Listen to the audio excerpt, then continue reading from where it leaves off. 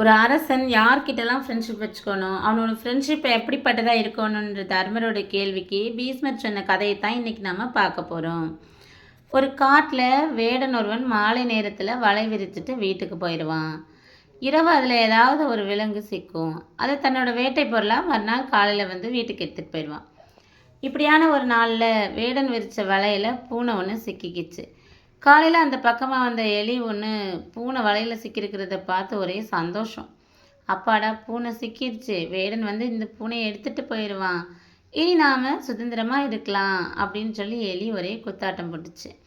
அப்போ அந்த வழியாக எலியை பிடிக்கிற நோக்கில் கீரி ஒன்று பாஞ்சு வந்தது. கோட்டானும் வானிலிருந்து எலியை குறி வச்சு பறந்துட்டு இருந்துச்சு. பூனை தொந்தரவு இருக்காதுன்ற எலியோட சந்தோஷம் கன நேரத்தில் காணாமல் போயிருச்சு. அங்கிருந்தபடியே பூனைக்கிட்ட பேசுச்சு. பூனையாரே, நான் உங்களை இந்த வலையின் பிடியிலிருந்து விடுவிக்க தயாராக இருக்கிறேன். ஆனால் நீங்கள் நான் உங்கள் பக்கத்தில் வந்த உடனே என்னை கடிக்கக்கூடாது அப்படின்னு சொல்லி கேட்டுச்சு. எலியோட இந்த யோசனை அதோட பயம் காரணமாக வந்தது. அதுக்கு பூனை, கீரி, கோட்டான்ற 3 விரோதிகள் கிட்ட இருந்து ஒரே நேரத்தில் தப்பிக்கிறதுக்கு பலன் இல்லை. எதிரியில் ஒருவர் இப்போ ஆபத்தில் இருக்கிறார். அவர் கூட நம்ம தற்காலிகமாக ஒரு நட்பு வச்சுக்கலாம். அவரை விடுவிச்சு அதன் மூலமாக தானும் மற்ற 2 எதிரிகள் இருந்து தப்பிக்கிறதுக்கு ஒரு வாய்ப்பு தான் இந்த சிந்தனை. எலியின் யோசனை பூனைக்கு ரொம்ப பிடிச்சிருந்துச்சு. எலி வேகமாக வலையிலிருந்து ஓடி வந்து பூனையோட மடியில் படுத்துட்டு வலையை தன்னோட கூர்மையான பல்லால் கடிச்சிட்டு இருந்தது. இப்போ எலி பூனையோட ஃப்ரெண்ட் ஆயிட்டு. இதை பார்த்த கீரியும் கோட்டானும் அங்கேருந்து போயிட்டாங்க. பூனை எலிக்கிட்ட, என்னப்பா இத்தனை மெதுவாக கடிக்கிற, வேடன் வர்றதுக்குள்ளே நான் தப்பிக்க வேணாமா அப்படின்னு கேட்டுச்சு. நான் காரணமாக தான் மெதுவாக செய்கிறேன்.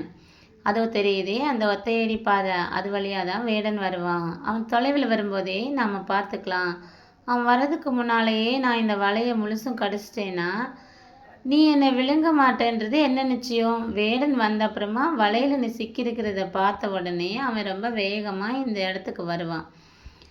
நான் அந்த சமயம் பார்த்து உன்னை முழுசாக விடுவிச்சிருவேன். உன் கவனம் எல்லாம் அவங்ககிட்ட இருந்து எப்படியாவது தப்பிக்கணுன்றதுல இருக்கும், என்னை கடிச்சு விழுங்குறதுல இருக்காது அப்படின்னு சொல்லி பூனை சொல்லுச்சு. அதே போல் தூரத்தில் வேடன் தலை தெரிஞ்சதும்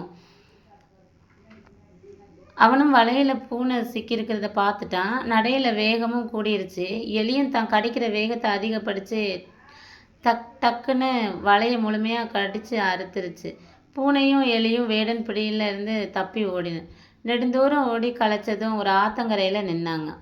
பூனை எலிக்கிட்ட, ரொம்ப நன்றி, தக்க சமயத்தில் என்னை காப்பாற்றின, நான் இனி உன்னோட ஃப்ரெண்டு, என் பூனை இனமே உன்னை ஒன்றும் செய்யாத, இனிமேல் வா 2 பேரும் சேர்ந்தே இந்த காட்டில் வாழலாம்னு சொல்லுச்சு.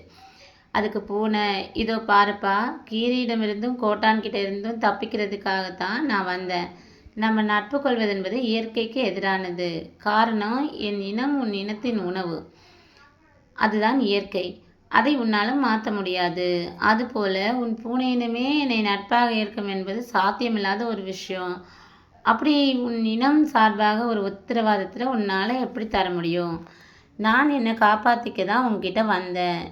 நீ உன்னை காப்பாற்றி கொள்ள என் உதவியை ஒப்புக்கொண்டாய், அவ்வளவுதான் என சொல்லி வேகமாக ஓடி மறைந்தது எலி.